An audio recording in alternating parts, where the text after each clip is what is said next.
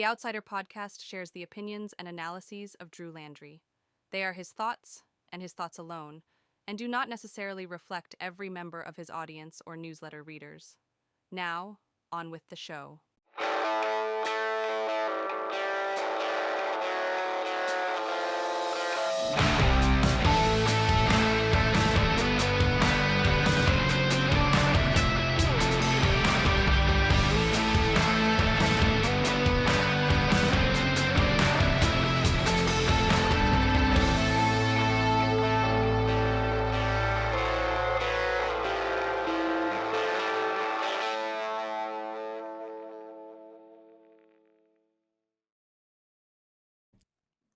Hello and welcome to another episode of the Outsider Podcast. I'm your host, as always, Drew Landry. And folks, thank you so much for making this the best politics podcast west of I-35 in the Lone Star State. So however, whenever, and wherever you are listening and or watching, please know I'm incredibly grateful for your attention. In today's episode, I have another take on the power of rural Texas in this statewide election. You could even say in rural America in statewide elections. An independent loses his bid for ballot access in the state. And I have an interview with Jesse Cowart. Jesse Cowart is the Libertarian Party's nominee for Texas House District 15. That's around the Houston area. We get into her candidacy, the Libertarian movement, her calling for running, and her expectations in this race, seeing how she would be the first Libertarian candidate to win an election for the Texas legislature. But before I get into any of those things, I have one small thing I want to really discuss with you. And that's this win, the several wins that we have seen here from the progressive movement that have been enjoyed in the Democratic primary. Now, I'm going to say something, and it's been repeated, and so I'm not the one who should get credit for this, and I'm not going to claim credit for it. But the Democrats are essentially having their Tea Party moment. To take us back to 2010, there was this group known as the Tea Party, and then at the time, T was an acronym, stood for Taxed Enough Already. The Tea Party, you could even say, came even before 2009, where if you remember the first bailout that the Bush administration, the Democratic Congress and President Bush signed into law to bail out the banks after the bank blow up, the whole meltdown of our economy coming in 2007 that led to the housing bubble in 2008. That particular bailout was called TARP, Temporary Assets Relief Program. And those on the right were not exactly thrilled with this particular program to bail out banks. And so you started to see some grassroots going, hey, wait a second here, I don't like this. It didn't really make a lot of hay, it didn't get a lot of attention until President Obama comes into office and he himself does the bailout for the auto industry. Let's remember that vote actually came to Congress and Congress voted it down.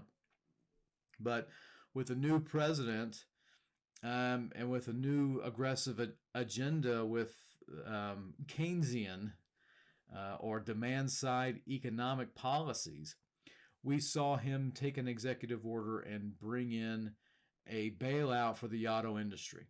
And then we see the conversation about the health care debate about what Obamacare should be and so on and so forth. And so that brings the Tea Party movement into what we now know, or what we now remember. And then you had some people who like to deal with the president, whether it was foreign policy or really particular tax cut type of programs, and they really came at him with, they being the more conservative movement, came at those Republicans in the Republican primary and labeled them RINO, R-I-N-O, Republican in name only, means you're a fraud. Well, how do you go after them? How do you try to make the party less of a bailout place and less of a compromising aspect or whatever else? Well, you go after them in the Republican primary. And that's exactly what they did. And some candidates won, and and a lot of candidates didn't. I mean, I'm always going to remember here that Marco Rubio and Rand Paul, both U.S. senators at the time, Rubio is now our Secretary of State, are products of the Tea Party. I mean, they won not only their Republican Party nomination, but they go on to win the general election. Come 2012, that Tea Party movement, that Tea Party momentum continues. And where we actually see the most conservative candidates would win the general election, but a lot of the times now they're not going to win in the general election. So you can win one race but then lose another. And we actually saw this happen in 2010 and in 2012. 2010 we saw out of Delaware, then Vice President Joe Biden's seat was up for election. And this is where Chris Coons comes in, and he actually defeats the Republican nominee, Christine O'Donnell. Christine O'Donnell, you may remember, had like the craziest ad ever where she says that she's not a witch. I mean, you have to really scratch your head and go, what are you talking about? There's a whole backstory on that. I'm not going to get into it. But that was in 2010. And then in 2012, you had people like in Missouri with a candidate like Todd Akin, and Indiana, where you had a candidate like Richard Murdoch, who completely fumbled and went way extreme on the issue of abortion. And they said very regrettable things. They said very just stupid things. Todd Akin says that, he said in an interview, and y'all can find this, that if it's a legitimate rape, the female body knows how to shut it down. Richard Murdoch goes on to say that if there's a life that comes out of rape, that it was something that God intended to happen, suggesting that perhaps God intended for that rape to actually take place. Now, that's the inference that came from Murdoch's statement. Now, both of these particular candidates made an apology and tried to clarify their particular positions on this, but it didn't do them any good. So they won their Republican nominations, but they lost in the general election. Now, I say all that to get to this. Democrats could possibly be experiencing their version of the Tea Party, where you have more progressive candidate Abdul El-Sayed, who defeated Haley Stevens in the Wolverine state for U.S. Senate. U.S. Senator Gary Peters is retiring from that seat, therefore leaving it open. And the Republicans nominated Mike Rogers, who, former congressman, he ran in 2024. He lost to Elise Slotkin. But now he's back, and he feels like he's got a really good chance for a second chance. And with someone like Abdul El-Sayed, this could possibly be the case. Now, El-Sayed seems to be. I don't know if he is, but it needs to be brought out there that he just simply can't quit hanging around anti-Semite Hassan Piker. Hassan Piker's got a microphone. He's got a very, very large following, much larger than mine. I'm very jealous of that. But because of this, and because of the things that AES, that's what El-Sayed is commonly referred to in media and other places, because of that particular extreme, Mike Rogers is now favored to possibly win this race. If Haley Stevens, who's a congresswoman, much more of the conventional establishment choice, if she won that particular primary, it'd be in her favor. Like, she would be likely to win.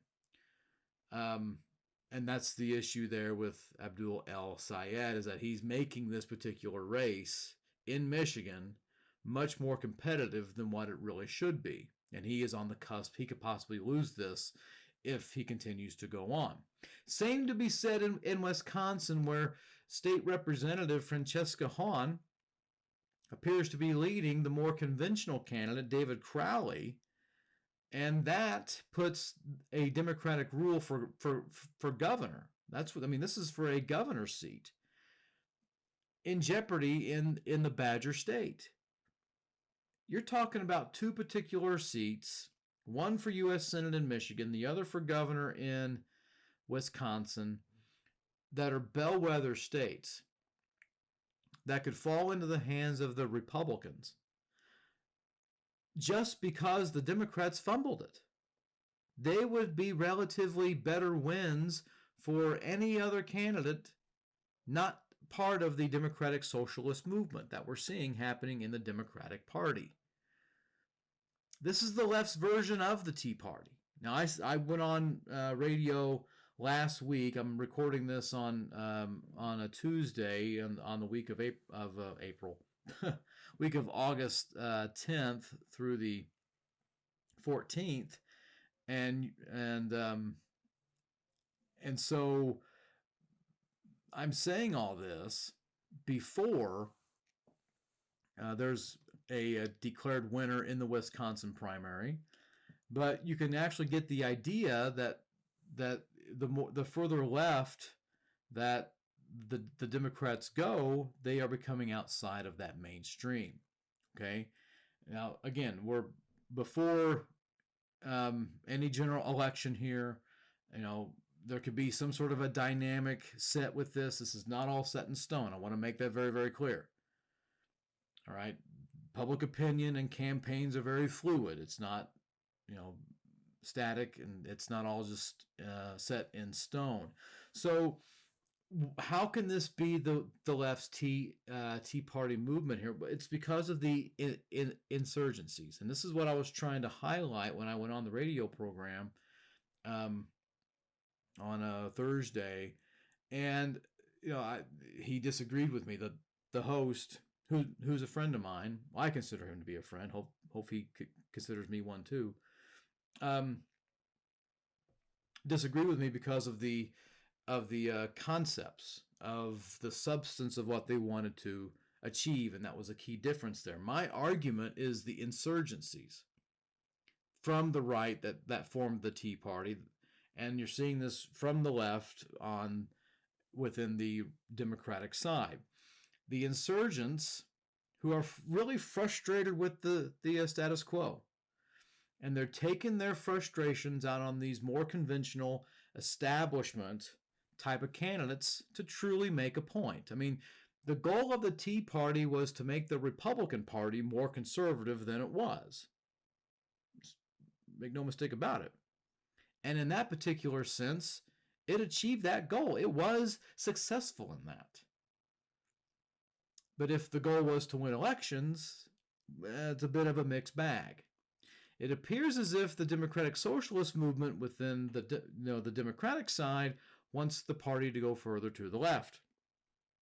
And winning elections should be the biggest goal of them all, for both Republicans and Democrats alike. But it looks like the Democratic Socialists of America, DSA, you'll often hear that too, the DSA movement, they feel that their message could possibly be popular because they'll point to someone like Bernie Sanders. And look, if you're new to this show and you're hearing this for the first time, you should probably know I'm no fan of Bernie Sanders. He's not a Democrat. He's only a Democrat when he wants to be. He's been more harmful than helpful. I mean, he never apologized for endorsing Graham Plattner. He was the last to actually say that Graham Plattner should get out of that Senate race in Maine. He's just never said, he's never had the class to say, I was wrong about that.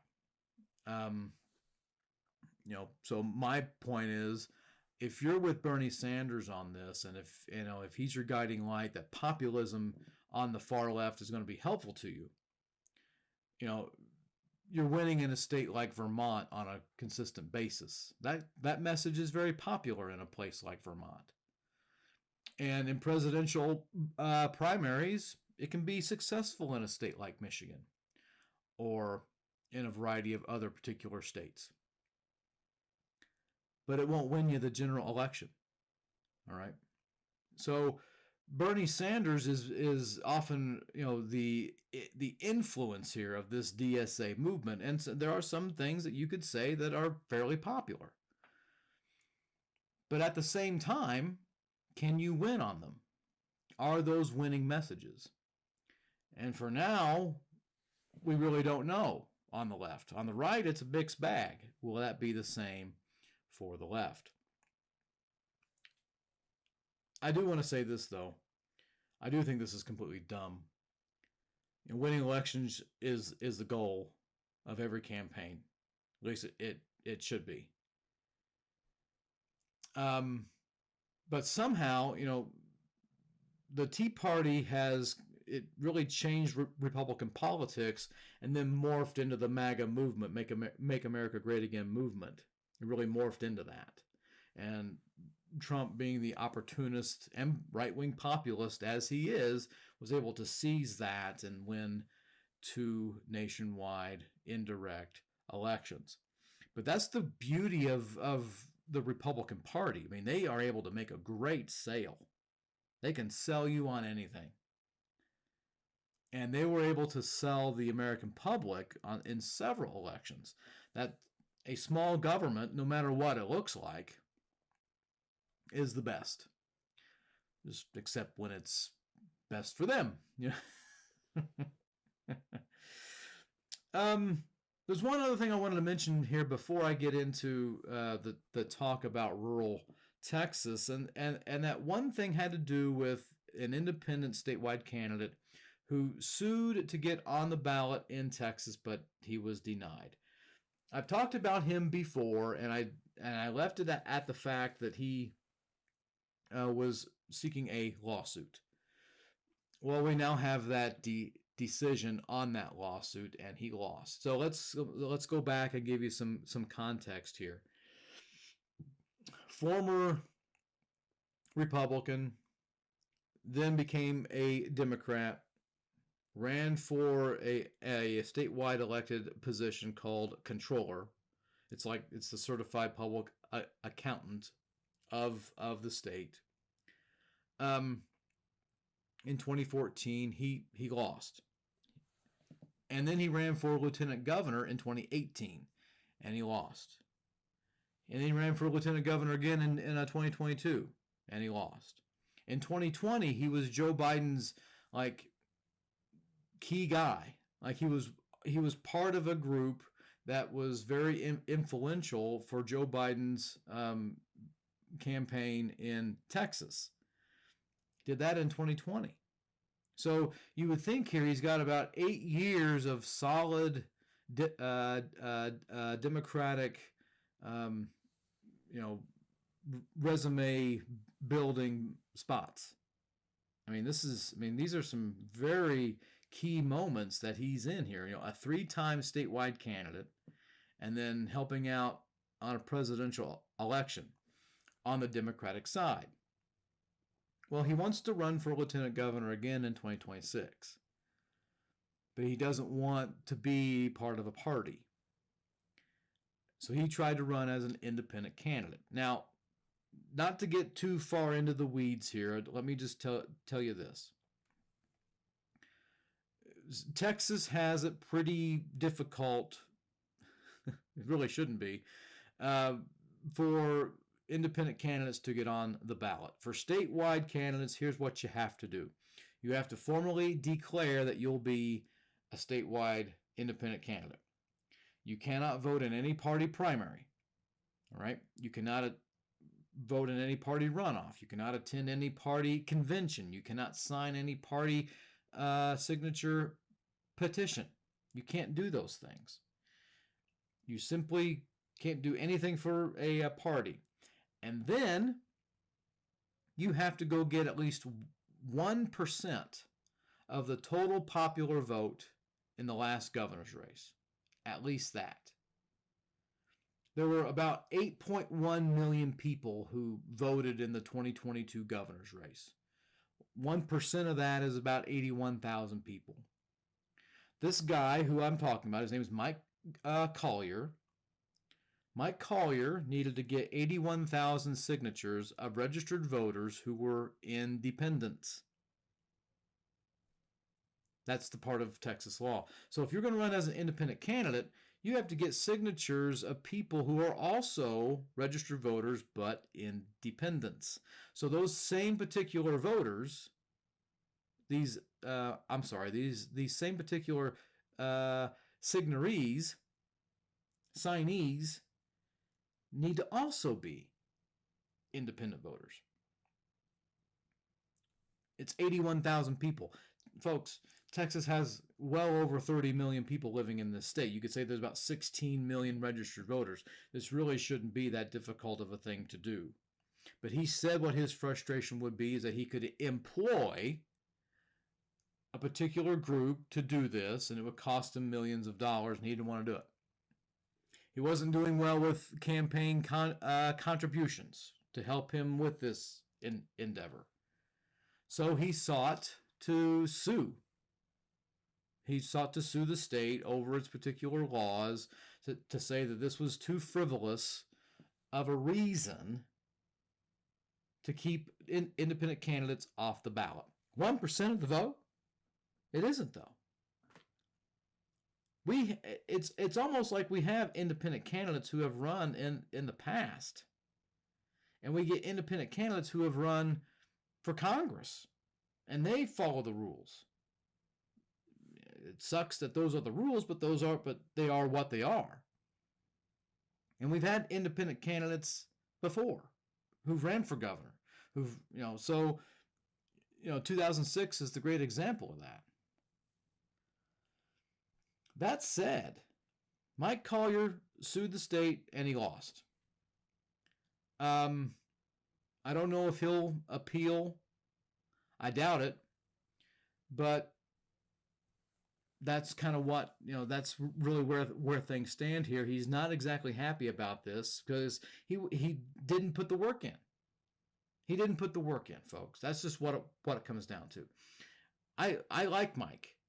I do. Again, I told you this last time. He and I ran at the same time. I ran for state representative in 2018. He came to Lubbock. We got a picture together. I mean, I think I showed it to you the last time. He's a knowledgeable guy, right? He's a bit of a geek, but a lot of CPAs are exactly that. He's genuinely a nice dude. And he means well, and he has pretty decent ideas. But when you lose 3 statewide elections in a row, probably time just to kind of to reel it in. I mean, sure, you want to go for a 4th time, fine, but at some point you're going to be labeled as somebody who just wants to run for elections. You're just a continual candidate. And you kind of have to give that up. So, just case in point, there were people who were trying to get me to run in 2020. Hey, it would be great if you ran again in 2020. I knew what the prize was. I didn't have it in me to do that same type of dedicated campaign. I just didn't have it in me to do it, let alone the fact I didn't think that, that my job would let me to, keep doing my job while also running for something. So it's not I wasn't going to do it. I'm probably not going to do it again. But that doesn't mean that others shouldn't. But what I'm getting at is this. At some point, you got to give it up. And Mike Collier needs to give up the ghost. You tried, and this is where we are. You got to get behind Vicki Goodwin. She's the candidate for lieutenant governor in Texas on the Democratic side, and just in this charade. And that's where we are here. I mean, you gave it an effort. You should have been able to get on the ballot with 81,000 signatures being the minimum threshold. There's a part of me that's very glad that you didn't. But that aside, I don't know if we'll see Mike Collier again in Texas. He probably needs to run for something countywide. I think that might be a good place for him, and then maybe he can make a comeback from there. But as far as statewide is at this moment, that may be the last that we've really seen of him. Now, this one other thing I wanted to get into here was before I get into my conversation with Libertarian candidate for the Texas legislature, Jesse Cohort, has to do about the power of rural Texas. And I want to say this before I get into it. I always have to preface things. So I don't know how many people watch or listen or anything like that. I don't. I know how many people this goes out to, but the reason I say that is that there's a particular group who likes to take things out of context, and they like to kind of grill you for it, you know. So there might be some things that I'm going to say here that might be taken out of context. And I might be lambasted for something that I say here that gets taken out of context. That's fairly typical.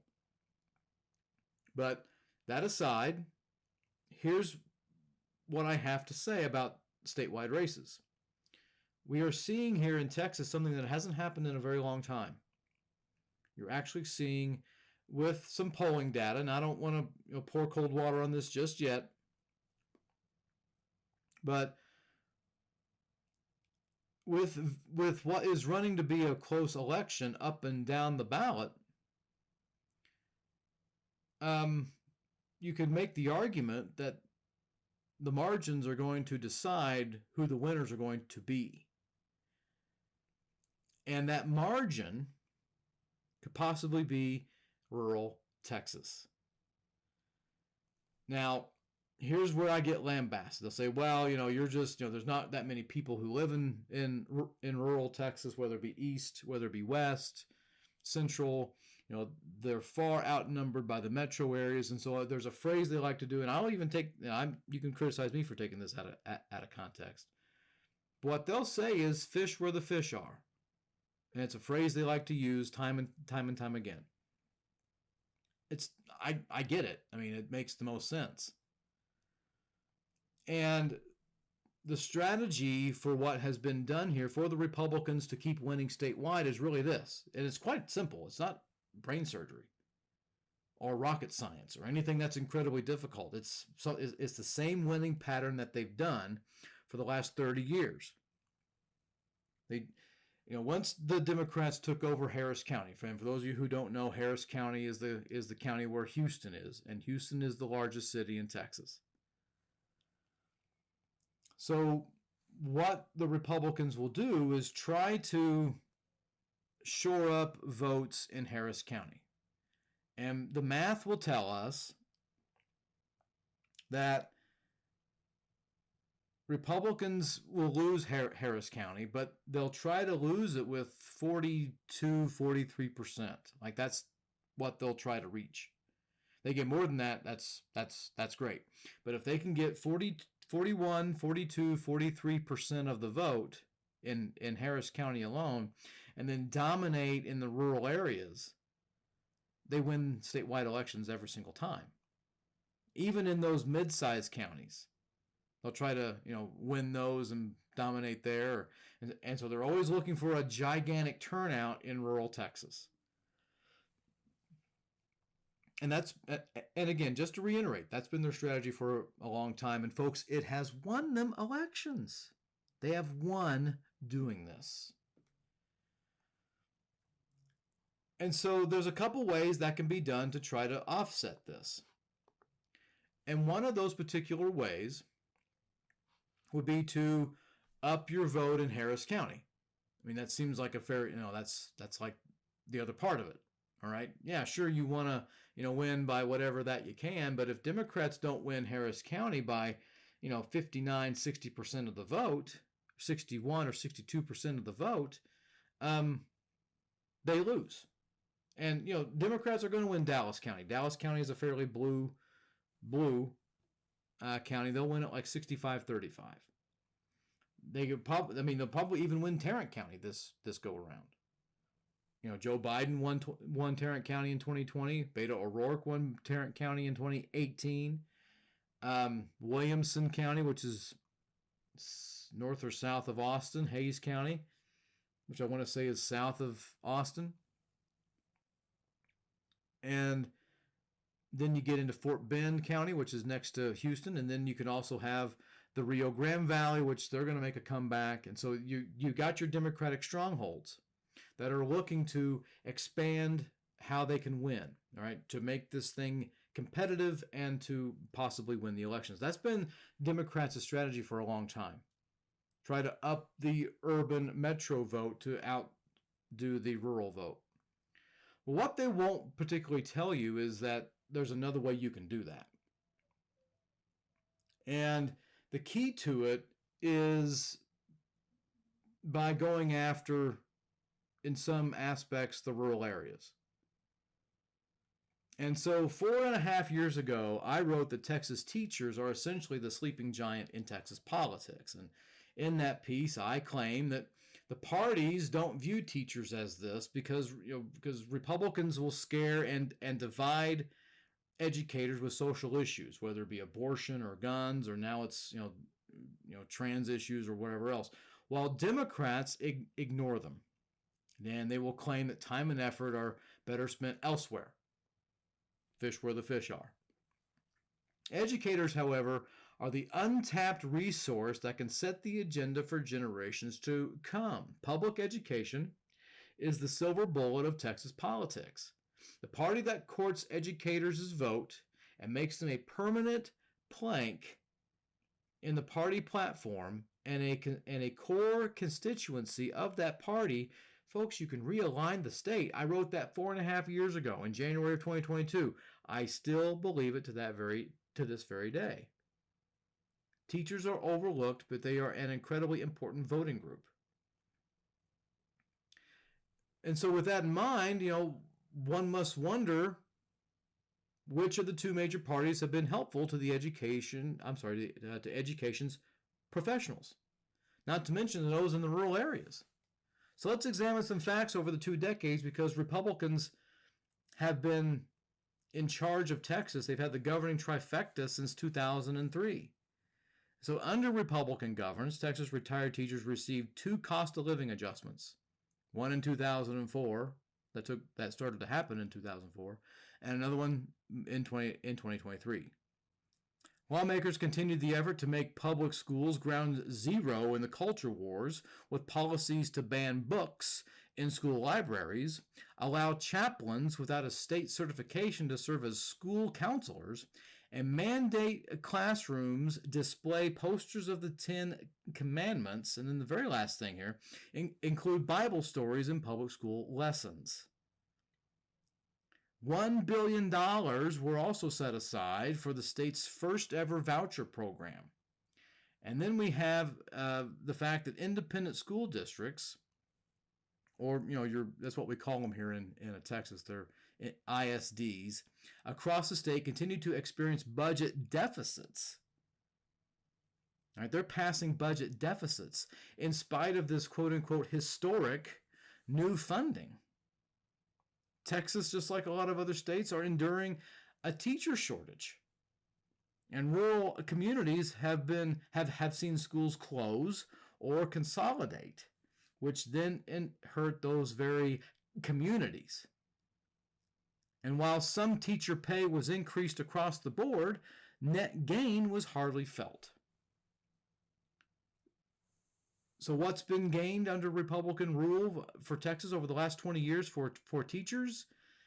Oh, not a lot of good stuff and a lot more requirements. And now you're just pawns in the culture war. Well, some may want to subscribe to the whole whataboutism. Well, what about the Democrats? What about Democrats? What about Democrats? Party politics in Texas. We have to remember here. Republicans have won. I mean, they've had the governor's seat since 1995. They've had the Texas Senate since 1996. They've had the Texas House since 2003. So let's understand, Democrats are non-existent in the executive branch and the judicial branch and stand as the legislative minority. And giving this long-standing partisan control, what meaningful comparison would whataboutism bring? Nothing. But here is where Texas teachers and teachers even across the entire United States can make a stand. How often have politicians said to you teachers, that the student-to-teacher ratios would be reduced? And to those in the rural areas, that school vouchers would not affect their local schools and their communities. To public school advocates, that the recent funding was historic investment in public education. I bet you've heard those lines quite a bit. And now, with such a long time with Republicans being in charge, teachers have been essentially sold a bag of magic beans, and no beanstalk has appeared. And so if rural Texas wants to make a difference in this election, if teachers want to make a difference in this election, you can. For the first time in, I don't know, maybe ever, every legislative seat for Congress and the Texas legislature is competitive. That's not a typo. There is a Democrat running for every seat in the Texas House and Texas Senate. Rural Texas has real choices in district races this time, and their turnout gets in the message felt not just in the Lone Star State, but across the country. Rural Texas is not alone in this. Teachers, many who live and work in these very areas, have felt these same promises, same pressures, and ultimately have felt the same neglect. Their stake in this movement is just as great, and their participation can lead the movement. If education's professionals turn out to vote for candidates who have their backs, and we're talking like, issues that matter to them, whether it be with healthcare, rural healthcare, anti-data center, supporting your public schools, they can send a loud and clear message. And that message is this: you will respect us, or you can expect us. And that is something that is incredibly important for this election. That's not just for Texas folks, but that's for the entire U.S. in election season. With close elections happening across the country, whether they be, whether they are in swing congressional districts or whether they're in statewide districts, elections that will be decided by the margins. This is where your rural investment will come home to roost. And if you don't, it's just like I said, you can expect the rural vote to come back and bite you. Part 2 of the Outsider Podcast, as promised. I am honored to have Jessie Cowart on the program. Mrs. Cowart, thank you so much for being on the Outsider Podcast and classing up this production. Thanks so much for having me. All right. So you're running for House District 15. Is that correct? That's right. House District 15 is in Montgomery County, wholly contained within Montgomery County. For those who aren't familiar with where Montgomery County is, it's the county directly north of Harris County, where Houston is the county seat. So we're kind of considered the northern suburbs of the Houston Metroplex. Okay. And you are running in the open seat because of, state representative who then challenged Dan Crenshaw, Steve Toth, has he's now left that seat and left it open. Is that right? That's right. Yeah, he's held the seat for some time. But yes, he did decide he was going to go for the primary for Congressional District 2, and he did successfully primary Dan Crenshaw. So he will be on the ballot in the general election for Congressional District 2, leaving House District 15 with no incumbent for the November election. Okay, so let's get into it here. Have you always wanted to get into politics? Has this been like something that you've like an ambition of yours or anything of the sort? It has. I've always been passionate about politics. Always been passionate about liberty and justice. I've spent several years in party leadership in the Libertarian Party. So I was recently vice chair of Libertarian Party of Texas. Didn't seek reelection for that office because I decided to run for public office. But it was always kind of one of those things where I was more of the behind the scenes person, doing the administration, volunteering on campaigns, definitely being at the Capitol during legislative sessions, lobbying, helping draft, edit legislation and everything. But really was kind of more of the behind the scenes person. And a big part of that was because I was raising kids. So my kids are now going into their senior year at Sam Houston State University. So they are fully adulting now, and settled. And it felt like, it's the right time. It's the right time. I've always kind of considered making that jump from kind of party leadership or party office to public office. And the stars just kind of aligned with Steve vacating that seat that I'd had my eye on. And my kids kind of, you know, flying the nest, so to speak, that it felt like the right time to do it. But it's been a long time coming. Awesome. So you're running for this. Usually, candidates have some sort of like of an agenda that they want or that they have in mind. Is that the same for you? Are there a few things you'd like to do should you win this seat in the 90th legislative session? Yeah, absolutely. One of the big things about Texas, and another part of the why now reason for me, was our spending is just out of control. Our state budget has increased by 42% over the last two legislative cycles. It's really just kind of astronomical, the amount of money that we're sitting on, and it's burning a hole in our pocket. And instead of trying to give that back to taxpayers in the way of property tax relief or something else, we're doing things like making a 10-year $1.5 billion investment in Hollywood filmmaking in Texas. And those are the types of things that really helped get me off the bench, just because if a so-called fiscally responsible Republican controlled Texas legislature is going to do things like that, then they've lost the plot. So time for a libertarian to step in and kind of try to help bring that in. Okay, so you've got to where so if I heard you right, you say okay, spending is too much. Possibly Absolutely. need to cut a few things. I would Mhm. imagine. Is that right? What do you Absolutely. have any ideas as to what you'd like to see cut from the budget? Yeah, love to repeal that Hollywood um, filmmaking investment. Hollywood does not need Texas taxpayer money, for starters. But one of the things that I'm really passionate about is putting us on a true path to property tax elimination. Uh, Texas is currently seventh in the nation in property taxes. It is basically our de facto state income tax. So we don't have a state income tax, but we do have property tax, and that's pretty darn close. But we are moving at a very high rate of property tax increases. So, like more than, say, population plus inflation.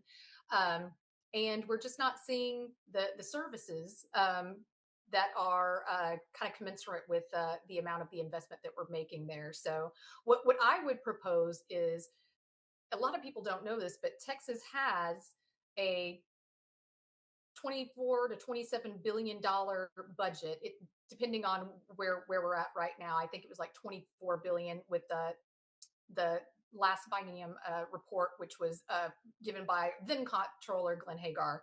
Um, but huge budget surplus, not to mention a rainy day fund of, 27, 28 billion dollars. So like I said, we're kind of rolling in the money here in Texas. Um, but we're starting to spend it on frivolous things and not be very smart with our money. I give that, drunken sailor analogy. I just have the money burning the hole in the pocket, and it's really not being used for the right things. So what I would propose is taking some of that budget surplus and even maybe some of that rainy day fund and starting to buy down some of that M&O debt from school districts, who are a huge part of the property tax burden that we see all across Texas. Start buying that down. That way we can get ourselves on a path to property tax elimination. And we could do this in 5 years. This is absolutely doable.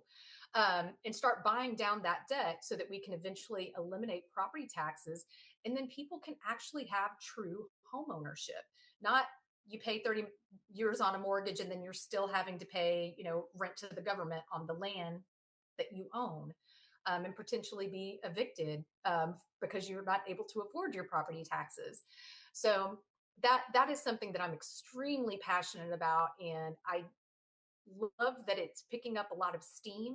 There's a lot of conversation around it. I know Governor Abbott has said that he wants to put a plan in place as well, but it's also an election year, and we've kind of heard this song and dance before. So I would love to have a seat at the table there in Austin and really force the issue. Be like, okay, let's walk the talk now. That's a really good point, and I just want just a little bit of clarity here, because you bring up a really good point about property taxes, and this has been the white whale of Texas politics for Oh yeah. 25, 30 years. Hmm. So and you mentioned how this is an election year, and so we always like to find the rabbit in the hat here. The Hmm. governor coming out to wanting to eliminate the school property tax. That is a big. That's like half, if not 55% of our property taxes. Is that what you would also seek by, like, whenever you talk about buying down property taxes using the surplus, using the rainy day fund? Is that what you're also Yes. the goal there is?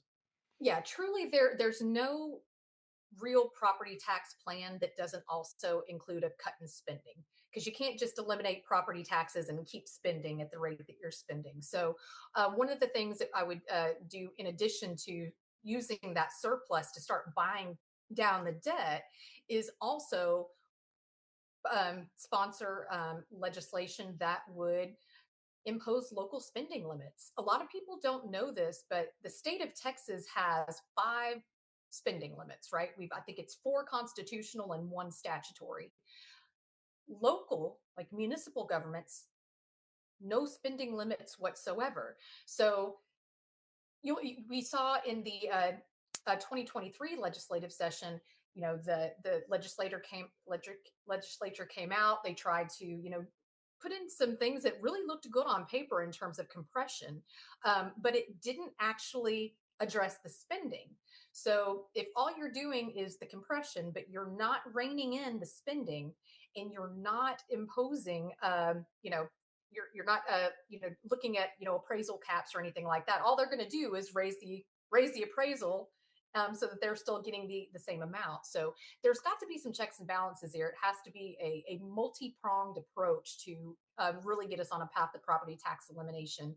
And the good news is that it's not hard. It is absolutely doable. It's just a matter of everybody getting together at the table and saying, hey, we're going to do this. Let's figure it out. And when we talk about the funding mechanism, I mean, we're as you said, we don't have a state income tax. I like to Mhm. tell I like to tell my students is that we will have a margarita bar in the local Baptist church before we ever get an income tax in Texas. I mean, that's just Yeah. not that's not going to happen.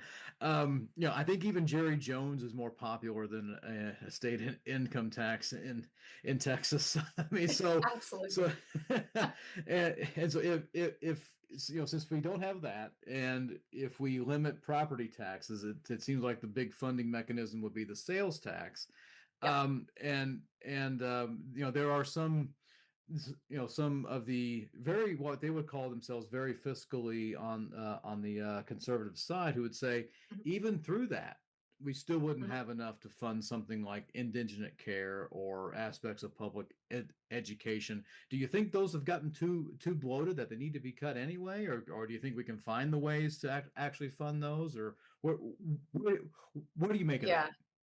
Yeah, no, I think sales tax is the solution there, and the reason that I say that is because at least sales tax is transparent. It's not based on some kind of arbitrary appraisal. You with the sales tax, you know what you're going to get.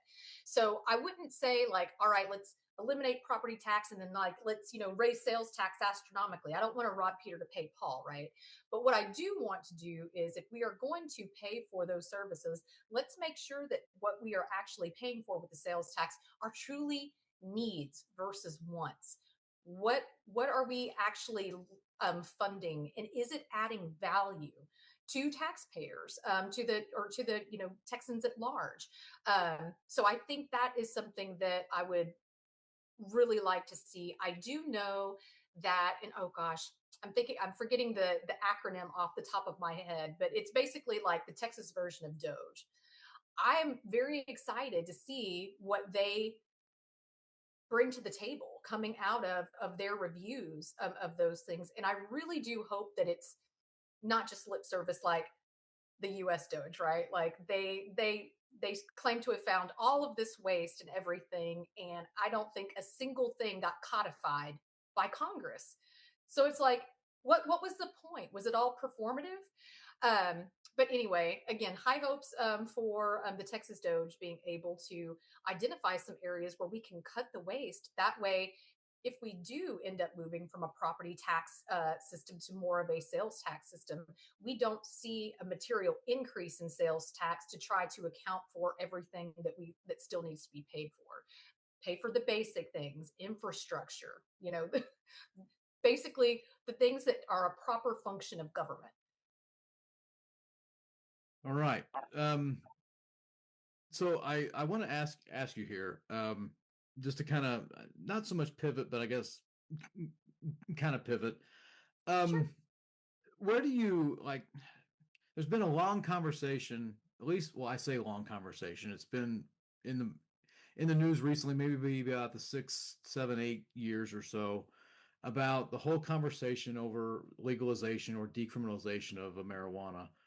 This Mhm. last session there was it felt like, and that there was really a full court press of a big blitz to kind of just ban it, just ban all Mhm. sorts of THC back things. And then this later happened, and earlier this month, all things that are pretty much THC are pretty much banned in the state.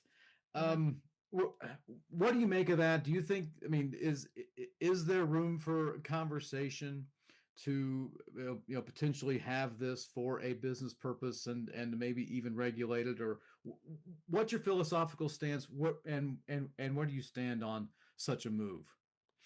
Yeah, I mean, depending on what data source you look at, Texas hemp industry is $2 billion for all intents and purposes. I mean, so we're effectively putting thousands of small business owners in multiple thousands of employees out of a job right now, and for what? Um, I don't believe that the government exists to save us from ourselves. I think that it's very telling. So you had mentioned that the new law went into effect on July 31st. So number one, that did not come through the Texas legislature. Greg Abbott that. And so then they went and found a loophole to say, oh, well, now the Texas Department of Health Services are going to do it. And then the Supreme Court upheld that. So I want everybody to just kind of pause and take that in. That wasn't done by our elected officials, it was by appointed bureaucrats. That full stop. So just to kind of piggyback on that, though, going back to the it going into effect on July 31st. So, as you likely know, within hours of that going into effect, there was already an appeal that was going to a Texas federal district court.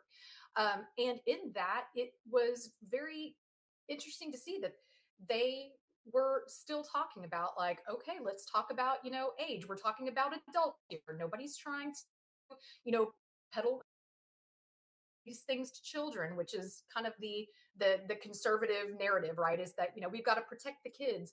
These people aren't selling to kids. Kids can't even get in the door.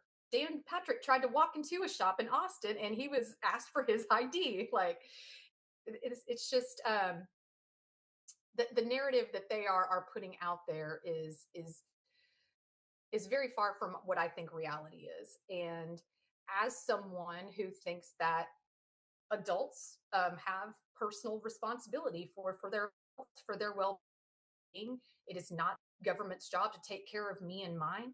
I would absolutely fight against any ongoing efforts to try to codify this from a legislative perspective, or take it any step further. That's not the it's not the American way, and it's certainly not the Texan way.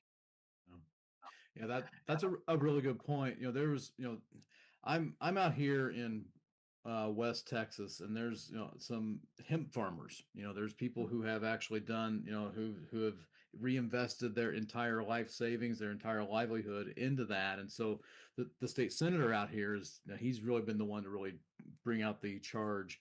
And he's just kind of like, hey, that's their choice, and now they've made their bed and they have to deal with it. So he's kind of throwing up his arms and said, so what? And I think that's an interesting perspective that you bring out there is, that's part of the great American experience about businesses, small businesses, and and you do mention a thing about some smart regulations here where you don't, you have aspects of age, and that that's a very thoughtful approach, as opposed to saying no limitations at all, everything's legal, which Yeah.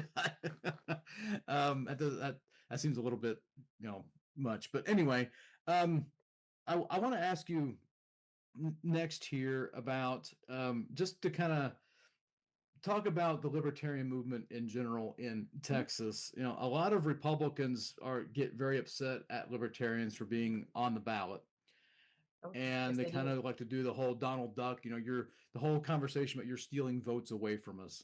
Mhm.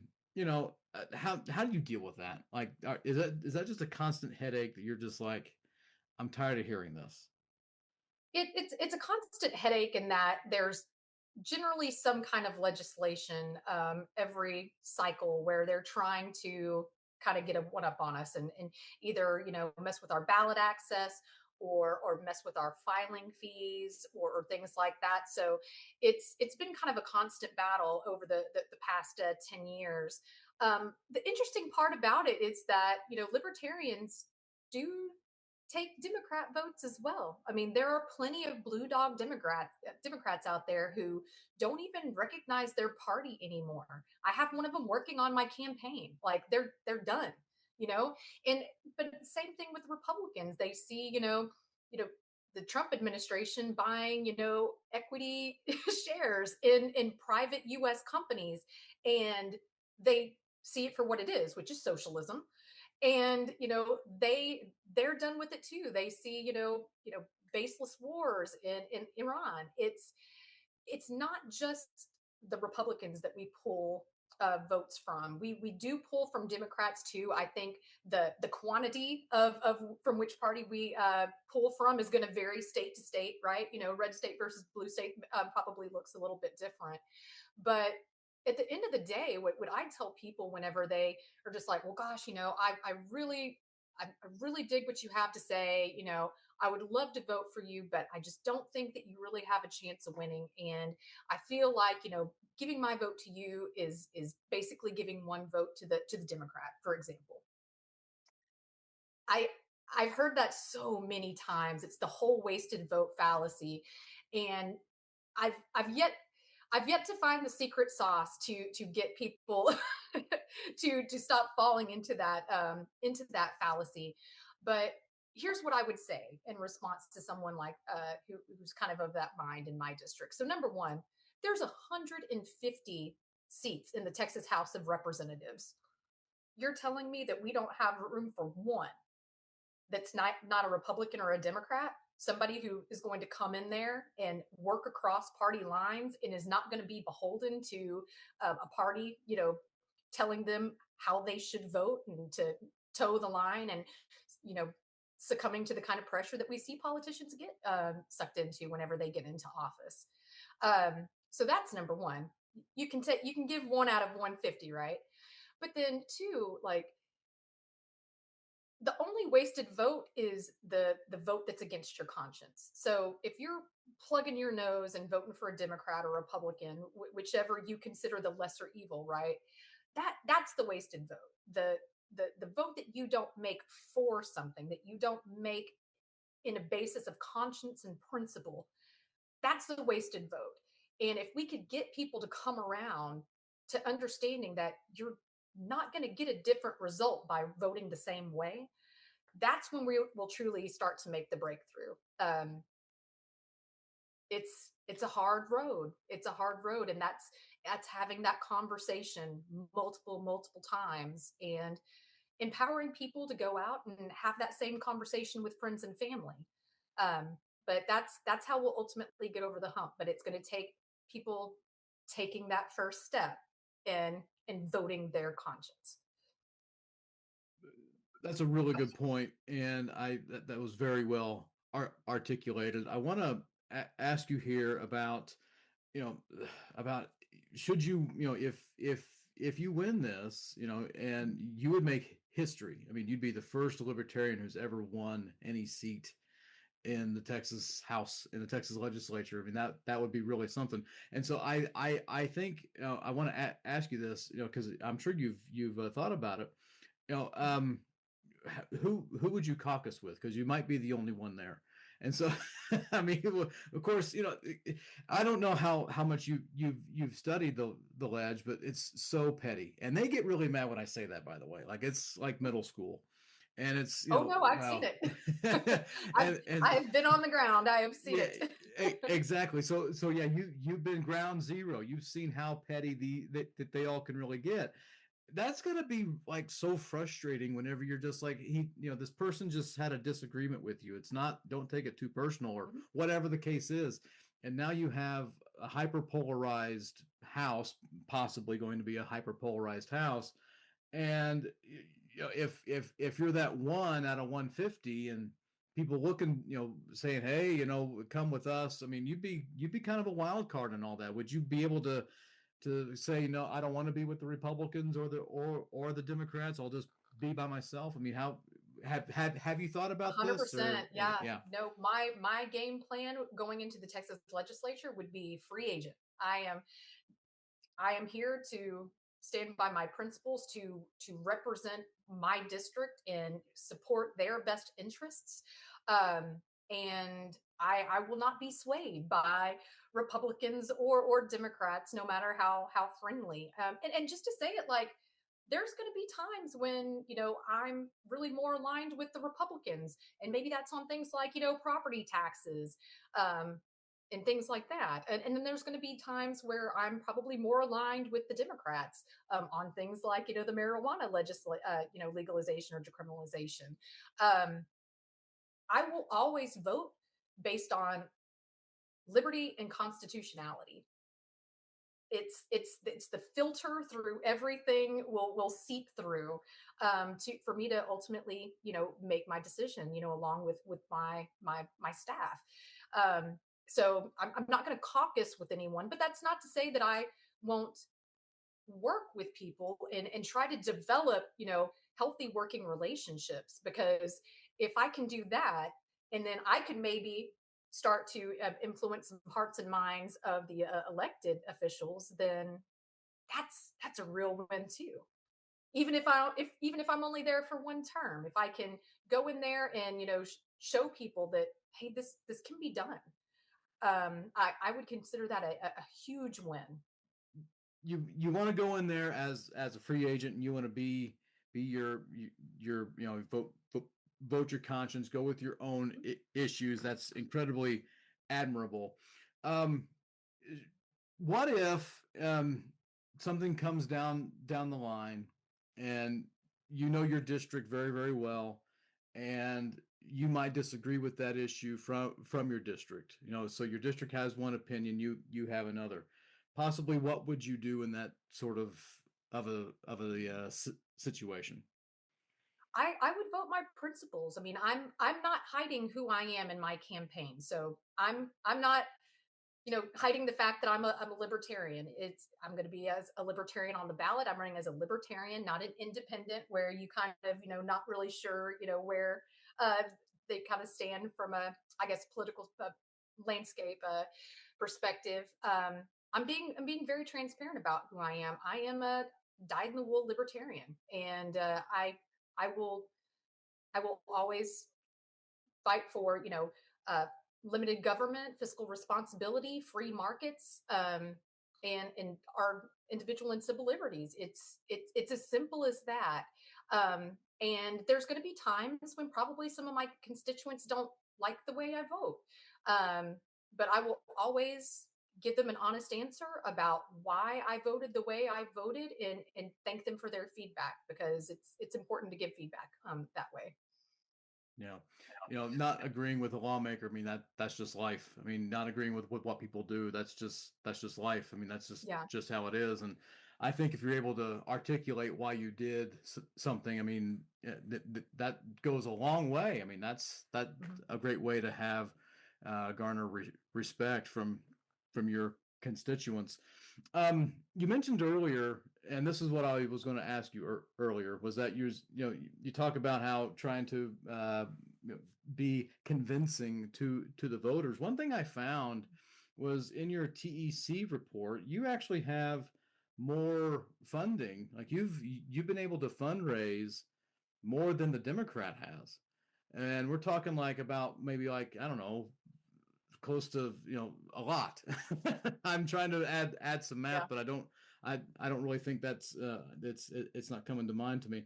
But I think that is a great point that you could make here is, while this seems like a pro-democratic year, I'm fundraising. I've got more money in the war chest. I've been able to fundraise from X amount of people with so many dollars. Mhm. um that, I think that's, if they're trying to say, well, what support, what could you possibly do, I go, look at the people who have donated to my campaign. I mean, and I'm sure you're hitting them up again, and I'm sure you're trying to expand your resources there. And fundraising is not fun. I don't know who put the fun in fundraising. It should Yeah. be kicked in the shin. But I think doing that is a fantastic approach, and the fact that you've gotten way more than the Democrat on there, I think that's a very good point that you could sell on. I mean, kudos to you for that. Thank you. Thank you. Yeah. I've been working hard, so I appreciate it. Very good. So I also wanted to bring out here about, um, where do you, other than like fiscal, spending and the marijuana issue, what else do you find yourself kind of finding where you are with Republicans and finding you with the Democrats? Would it be something like the issue of abortion and the issue of gun rights, or is there something else, or are you both ways on Yeah, that, or no, yeah? absolutely. I'll tell you a place that I find commonality with both of them, and that is the issue of civil asset forfeiture. And it's one of the issues that I'm trying to highlight as part of my platform, because it kind of floats under the radar.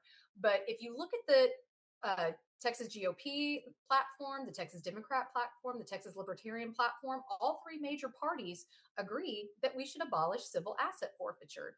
In every single legislative session, there's at least a couple of bills that are put forth to reform or abolish, just to do just that. In every single session, it fails. Now, if all three parties are presumably in agreement on this, why can't we get this over the finish line? Well, the law enforcement lobby is serious in Texas. So that's kind of the answer there. But that would be a great where place for me to go in and start talking to people across the aisle on both sides, saying, "Hey, let's finally get this done. Like, let's walk the talk and let's go ahead and finally eliminate civil asset forfeiture. It is legalized theft, and there's absolutely no place in our society for it." Just to kind of give the audience a little bit of a idea as to what that is. Sure. Could you give like a short like crash course as to what exactly civil Yeah. asset forfeiture is for us? Yes. So civil asset forfeiture is, let's say you get pulled over and you are searched, and maybe the police officer thinks you may be, using, dollars or guns in some kind of nefarious way, and they basically seize your property. And that is done before you have gone through any kind of due process without a criminal conviction, hence called civil asset forfeiture as opposed to criminal asset forfeiture. But the civil asset forfeiture basically allows them to take your property before without having gone through due process of the law. And that is I mean, we talk about the law enforcement lobby. I mean, they got to pay for it somehow. But that is where civil asset forfeiture comes in. So taking your property without any kind of criminal conviction. So I think that any person who's being honest in a free society would agree that that is not something that we should be allowing by our law enforcement at any level. Okay. Thank you for doing that. Thank you. Yeah, And for absolutely. those on video, my one of my cats has just jumped onto the desk, and this is their world, and I'm just happy to be here. So there, she's quite cute, and well, she's sometimes quiet. So that said, I it's so interesting to me that there's a new spirit. It seems like that there's a new vibrant spirit within the Libertarian Party here in the last couple of years or so. It's you've got a bigger slate of candidates than what you have in the past, and I think that's wonderful. Voters deserve more choices than what we have, and I think you and your party going out there and trying to give more voices to that is a great public service, and so I want to give you all kudos for that.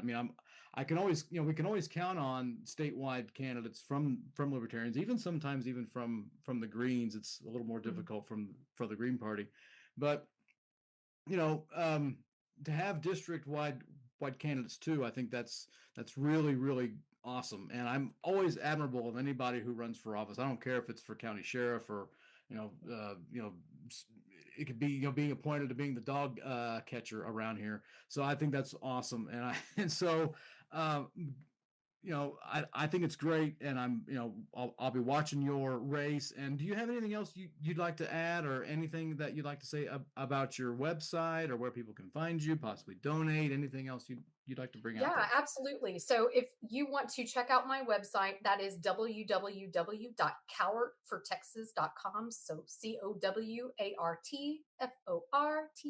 COWARTFORTEXAS.com. If you put a slash donate on that, that is where you can donate. So cowartfortexas.com/donate.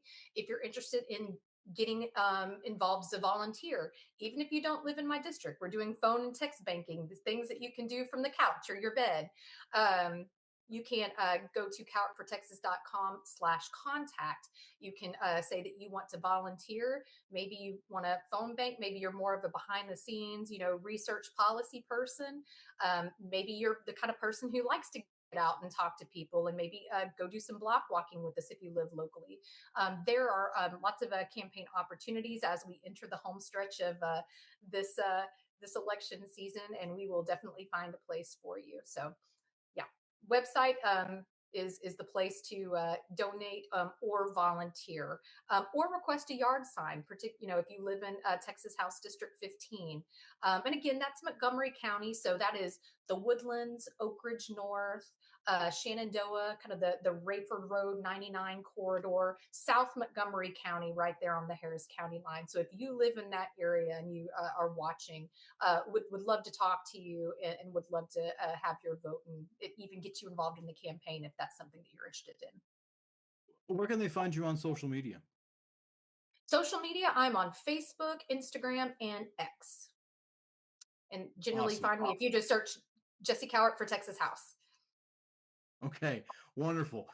Mrs. Cowart, Jesse Cowart, thank you so much for being on the Outsider podcast. It's an honor to have you on. It was great. Thank you so very, very much, and I wish you all the best down the road.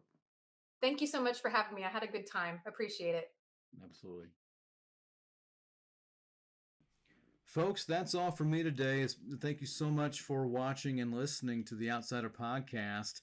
Also, a very special shout out and thanks to Jesse Cowart for dropping by to spend a few moments to visit with me about the campaign and being on the show. It's always good to have someone from the campaign to take a little bit of time to come talk to someone in the podcasting world. Let's know, folks, if you or someone you know you want to be on the show. All you have to do is send me an email, the.outsider806@gmail.com. That's the.outsider806@gmail.com. As you know, I have an open mic policy, and I'll talk to anybody, but it has to be in politics, though. Let's just bear that in mind. And I just spoke to at length with a libertarian, and so it was good to have that conversation. I mean, you don't have to agree with me to be on the Outsider podcast, but we have to keep it to politics. So if you know somebody who you'd like to see go toe to toe with me, or if you're that person, the.outsider806@gmail.com is the address that you want to send that information to. So thank you again, folks, for watching and listening to the show. I always am deeply thankful for your time that you commit to watch or listen. So I'll see you again very, very soon, and we'll be back with another show next week, and it'll be better than ever. Thank you. The preceding analyses and opinions were that of Drew Landry and his alone. They did not necessarily reflect all of his podcast listeners or newsletter readers. Thank you for listening to the Outsider podcast. Be sure to follow The Outsider on X and on Facebook. Also, don't forget to sign up to be a free subscriber to his newsletter on Substack. Just look for The Outsider. We will see you again next time.